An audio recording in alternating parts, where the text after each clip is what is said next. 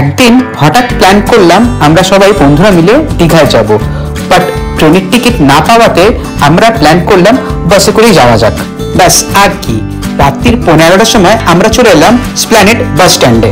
আর আমরা প্ল্যান করলাম মা চণ্ডী স্লিপার বাসে যাওয়ার, যেটা ছাড়ে ঠিক রাত 12টার সময় আর পৌঁছে দেবে আমাদের দীঘা 5টার দিকে।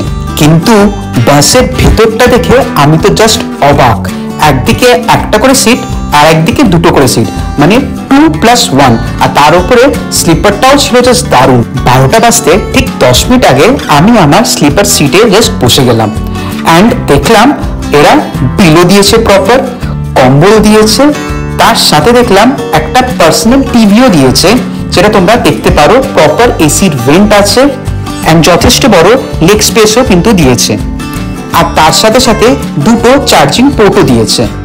নিচে নেমে দেখলাম নিচের সিটটাও কিন্তু যথেষ্ট বড় অ্যান্ড কমফোর্টেবল, আর দেখলাম এখানেও কিন্তু একটা করে চার্জিং পোর্ট দেওয়া হয়েছে। 12টায় ছাড়ার কথা, কিন্তু এখন 12টা 10 বাজে, তাও বাস ছাড়লো না।